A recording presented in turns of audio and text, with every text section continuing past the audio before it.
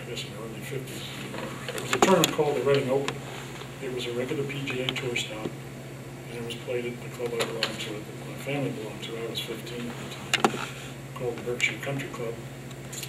And my dad got tickets, so we went out to watch it, and I fell in love with the game just watching these guys hit it so well. And my dad was not a golfer, but he said if I wanted to play, my brother had to take it up with me, because he was old enough to drive.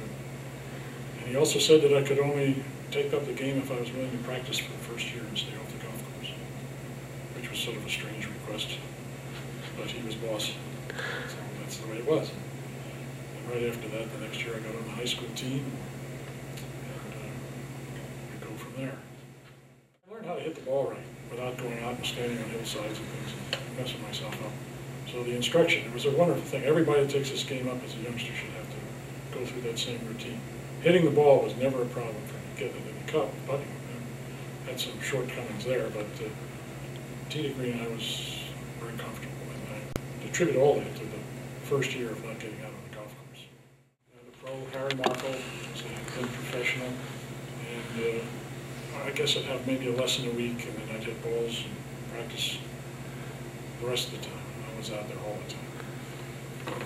Always did enjoy practicing.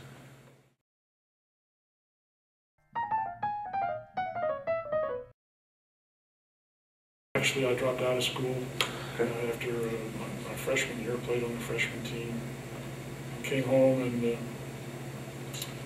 my father had a parachute plant, made parachutes for the Korean War, and I took over the third shift on that job, and the following spring I got between that or what you went to the war?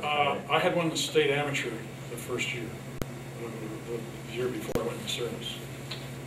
And I was 19 at the time, and actually I won the state amateur and then got drafted pretty near. They came together. And the only reason I played in it, I never won a tournament as an individual. And I've only been playing for 3 or 4 years. And because the state amateur was going to be at the Berkshire Country Club, a bunch of us members went over to Lancaster to qualify, and I was the last guy to qualify. And I was only doing it for the experience. I had no clue what I was really doing out there, except I could hit a golf ball. And somehow or other, God willing, I ended up winning the tournament. Somewhat of an upset, I guess you could say. And that was 1952? 1952.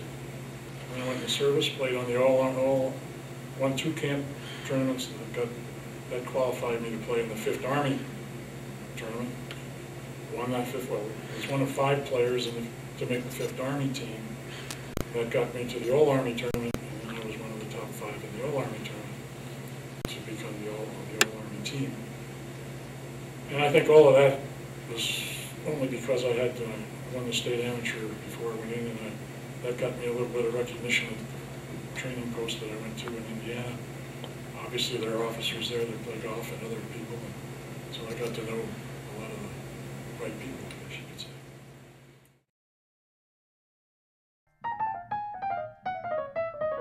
Well, fondest memories, that was a pretty fond memory winning the state amateur when I really had no right to win it. Well, I guess I played better than most of the rest of them. Another fond memory, of course, is winning the Pennsylvania Open. I was the first amateur to win the Pennsylvania Open. And so that was it's a very fond memory. My Army experience was a pretty fond memory, making those 2 teams, 5 guys, place. A lot of good players in the Army. I guess my most thrilling experience was in 2003. I won a hole-in-one contest and won a Toyota Highlander, one that doesn't have any deficiencies, I'm happy to say. And that was in a hole-in-one contest. It took 9 days of elimination.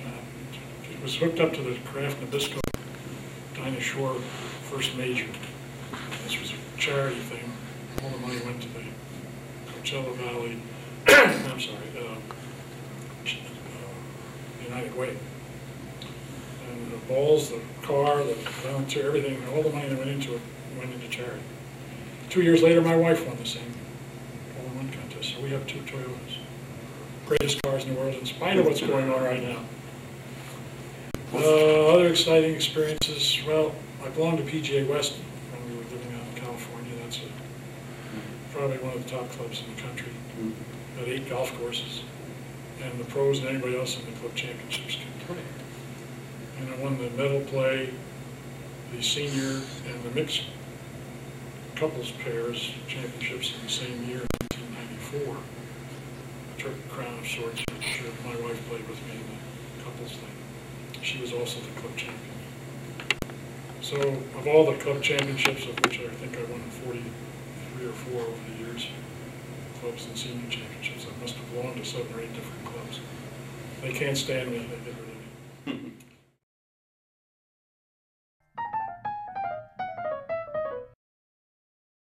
I remember a whole lot of it. Some of it painful. He was getting it up and down from everywhere. There was an article in one of the Philadelphia papers that he was the magician. They called him the magician. And the irony of it is, he didn't have much of a short game to hear him talk. And he was a ball striker. In the finals, he was struggling terribly with his ball striking, but he was making everything. So the match was, and was a very slow player. We all knew that. So I had my little tripod chair that I'd sit on around the greens while he took his time to knock it in, which, what are you going to say if it goes in? So, and I'm not criticizing. He was a great guy to play with. And he's a wonderful addition to golf in the Philadelphia area. He's done a lot, on and off the golf course. Huntington Valley would be very proud to have him from there, along with Billy Hyman and some others. But so that match was 35 holes. On the 35th hole, I was 1 up. And I hit it on the green, a little par 3, well, 15 feet or so. I was in good shape. The pin was tucked in the corner, and I was feeling pretty comfortable. And he hooked his tee shot into the trees, way left of everything. There's even a creek over there. At what course? Huntington Valley. And that creek at Huntington Valley seems to be on every hole. I don't understand it, but it's everywhere. I know, been there. Made 9 qualifying in one of those creeks. I'm still qualified. So anyway, it rattles around the trees and comes flying out in an open area. And I think, oh God, here comes another miracle.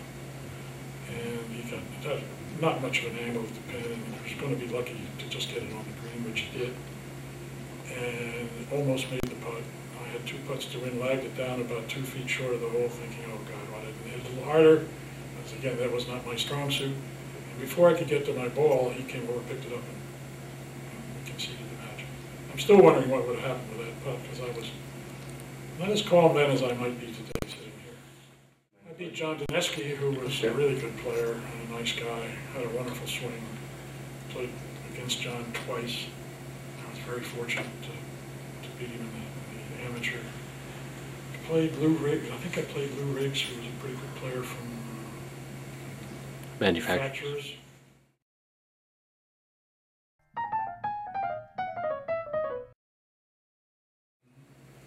I tried to play every winter, spring at the North and South Amateur in Pinehurst. There were a few of us from around here that would go down and try to qualify and play a few days before the tournament, get our games and try to get our games in shape before the weather around here really got decent for golf. And I did that for 11 years. That's the one tournament I kept playing in after I got out of the playing in the golf and into the construction, design and management. So that's one thing that I did after 1964, I guess, for 3 or 4 years. The rest of it, everything happened pretty much in a 10-year span of my amateur career.